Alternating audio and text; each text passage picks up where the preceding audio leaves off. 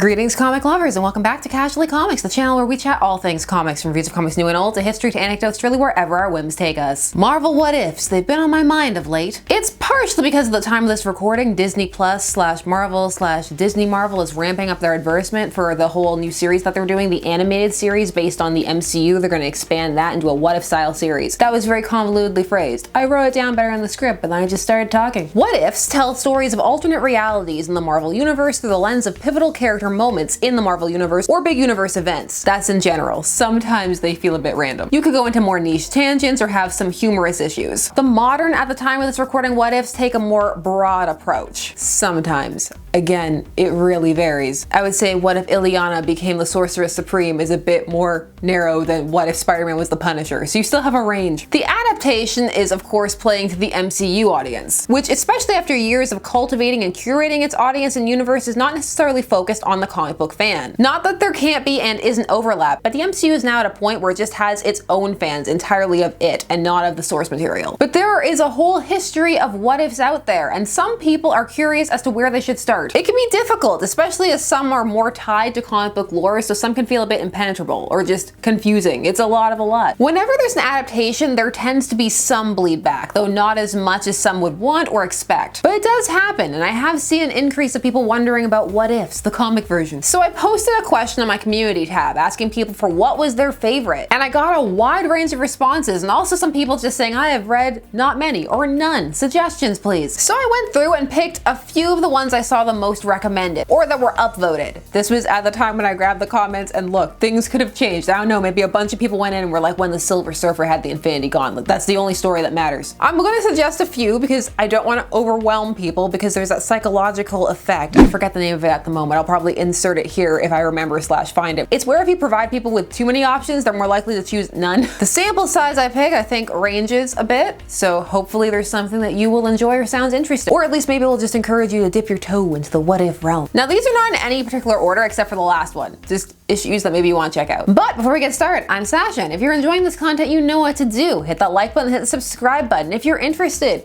in my shirt, it is the Casually Comics Code Approved shirt, and you can get it at my merch store, and the link is down below. The long sleeve one is my fave. The sleeves are very nice and soft. Now, let's get on with the comic book journey. We're gonna start this what if video with the first ever what if. What if number 1 from the first run of the series when it was ongoing, because when what if launched, it launched as an ongoing series. This issue is from 1977, and it's what if Spider-Man joined the Fantastic Four. Now, in the main verse, Spider-Man has a hilarious history of being rejected from all the teams that he tries to join. This includes times when they have sought him out. We did a video on when the Avengers wanted him to join but ultimately rejected him after he failed to capture the Hulk for them, which he didn't do because they were being such jerks that he was concerned they were going to harm the Hulk. This was after he learned that the Hulk was Bruce Banner, and he thought that he needed help, and based on how they were acting that issue, he did not think they were going to be the ones to provide it. Well, the first team he tried to join way back in 1963 was the Fantastic Four, and they were not having it. In all fairness, this was early Spider-Man, so he was very heavily influenced by Steve Ditko. This is the Ditko Spider-Man, as they used to call him, and I don't think I'd want him on my team either. He breaks into their building, attacks them, and then says, "I came here to join up with you. I want to be a member of the Fantastic Four, so I thought I'd give you a demonstration of what I can do. So now let's get down to business. How much does the job pay? I figure I'm worth your top salary." Denied. Enter the what if and a really buff Watu. This issue is a good one to dive into because it also explains the concept of these parallel worlds and the series, which does have some basis in fandom and just answering some kind of fan questions, the ponderings out there. Looking back at past events, it's almost like having a nerdy conversation at the start of it, at least. Now in this story, for some reason, despite it unfolding with the same lines as above, when he leaves, Sue calls after him, which is a bit of a callback to the first story, because in the first story after he left, she wondered maybe they could have helped him. She was lamenting for some reason. So after doing something amazing for Spider-Man, pun intended, he reveals his identity to them and becomes a member of their team, and they become the Fantastic Five for a little bit. Things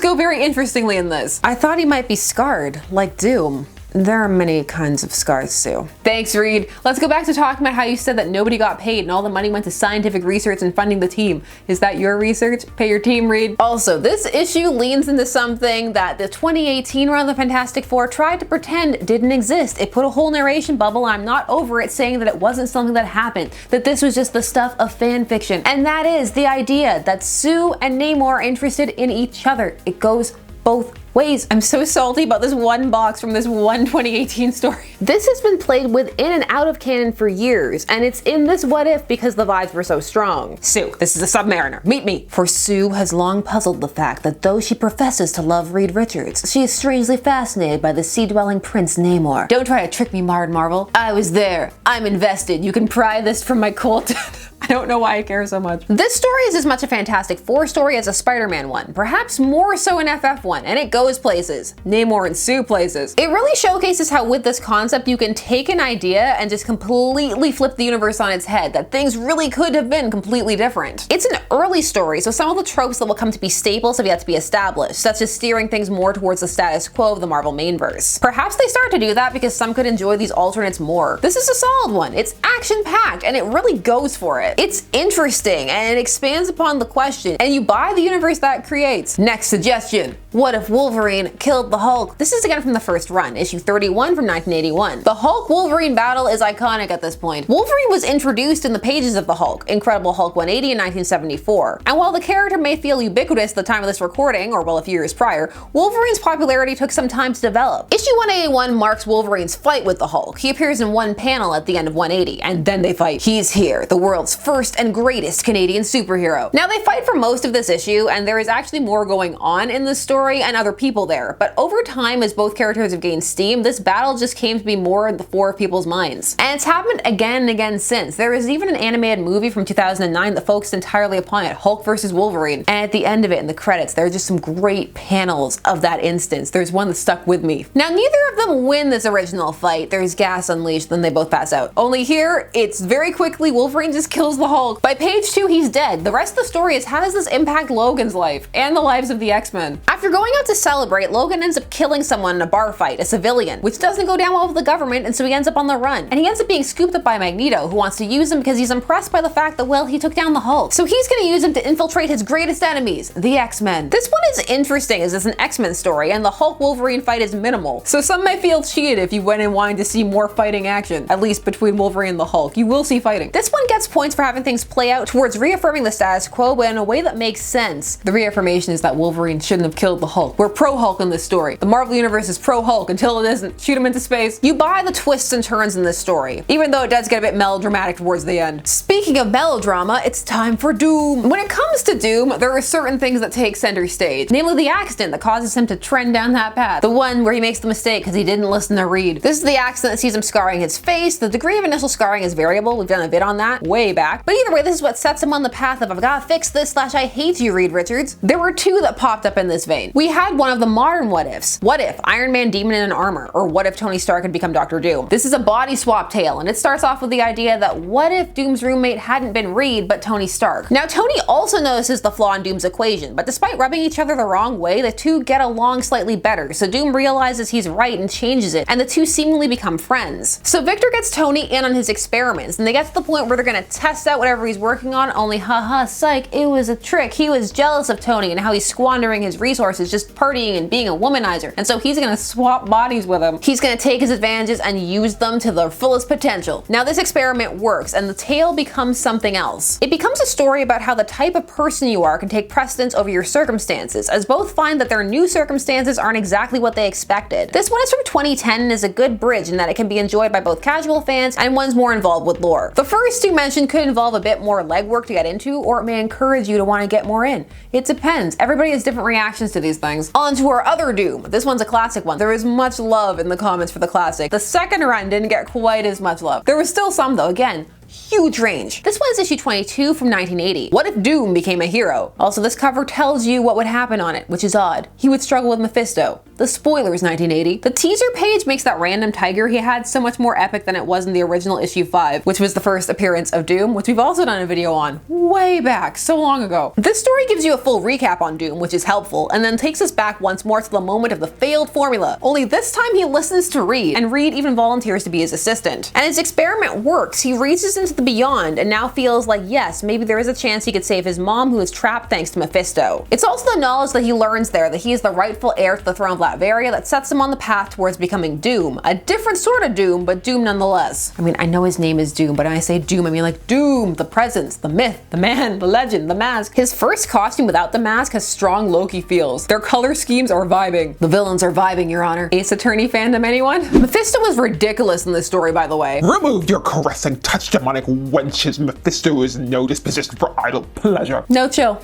None. This story is really tragic and it creates a very sad world for Victor that sees him trapped in a similar cycle in a different way. It's a fascinating character study and a good use of Mephisto. And yeah, in this story he also does kind of want marriage, Doom's marriage. Mephisto loves marriage. I mean, he loves people not having them. It's also refreshing because it diverges from having anything to do with the Fantastic Four and having him hate Reed. So again, it really goes for it and just shows that it could have been something entirely different. I'm cool with that. I'm obsessed enough with taking down Reed for the both of us. One of the ones that got a lot of upvotes as well as being recommended a few times was the What If Jane Foster Became Thor issue. This is issue 10 from the original run, released in 1978, and asks the question, what if she had found the hammer of Thor and she became Lady Thor, or actually Thordis? The name may be rough, but the story is solid.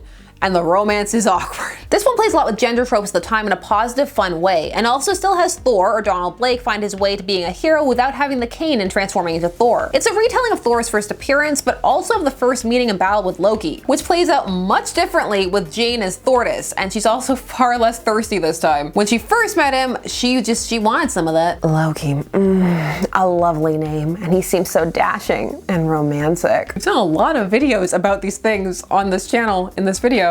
It's interesting. It's all coming together. This one sees Jane becoming embroiled in superhero life and the Norse gods, and a male love triangle. But it's an exciting tale that really sells this concept. Some actually argue that it did it better than when this became canon later on, but that is a discussion for another time. It's always interesting when some of these what if ideas, they come back in their mind for canon. What if indeed? I will give a mention to what if Conan got stranded in the 20th century. Really any of the what if this happened again today, and the today is the time it was written. They're really wonderful time capsules. Conan's is based off of another what if. So it's What Ifception. It's an alternate ending to What If 13, and you get to see him in a pimp suit walking a Jaguar. Classic. Modern time again. One that was recommended a lot was What If Jessica Jones joined the Avengers from 2005. This one is notable because it has the same creative team as the work that inspired the What If, that being Alias, where Jessica Jones debuts. In that tale, after being in the thrall of the Purple Man for some time, he finally gets bored with her and decides to send her to attack his arch nemesis, the Daredevil. Only in her confused haze of a state, she goes after the Scarlet Witch instead. The Avengers then beat her into a coma. It's rough. After she wakes up and they realize what had happened, it's essentially, oops, our bad, want a job? Now in Alias, she says no and leaves the superhero life behind and becomes a private eye. Here she says yes. The story is then about her healing in a different setting surrounded by the Avengers. Here her empathy actually helps influence the outcome of Disassemble because she recognizes that there's something wrong with Wanda. This one is short, but it's an interesting take, especially because it's by the same creative team, so it really feels like you're playing in the, oh, this is another direction it could have gone in. However, I will say,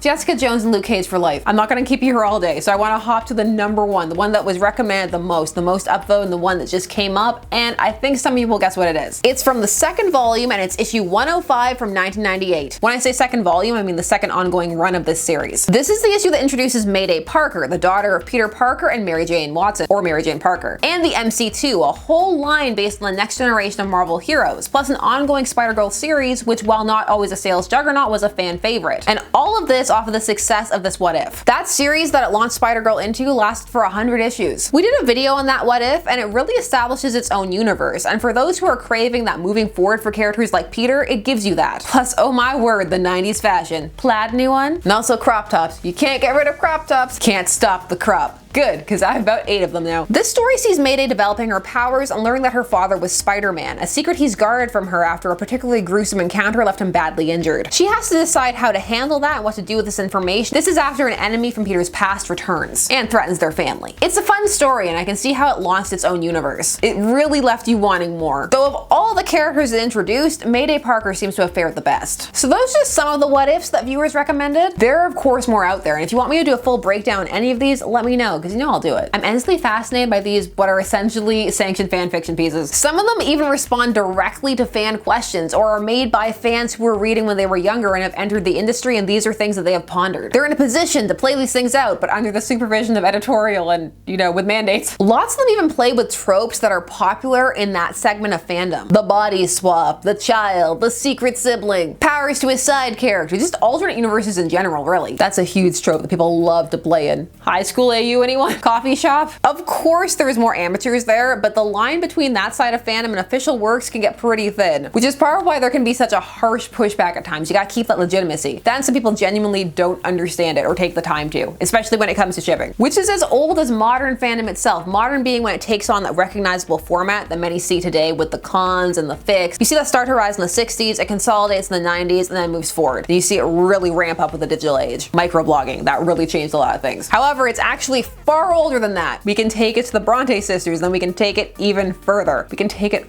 all the way back to ancient Greece. It's misunderstood and a lot closer to some of the main verse than people think, or I guess would want to think. Part of my heart is there, in case you can't tell. If you're a person who likes to ponder alternate happenings, then the What If series might be right up your alley. There are some real good gems in there and some really amusing misses, or ones that just, because of how canon has gone, either they're now canon themselves or make zero sense. In fact, I want you to tell me some of the ones you think missed the mark down below and why. Also, let me know if you read any of these. Are you a fan of What Ifs? Do you want more recommendation vids like these? Let me know down below. While you're down there, please do all the YouTube things. Like, share, comment, subscribe, and hit the bell notification so that you never miss a vid. Thanks so much for taking some time your day spent discussing comics with me. I always appreciate it, and I will see you again soon. Bye-bye.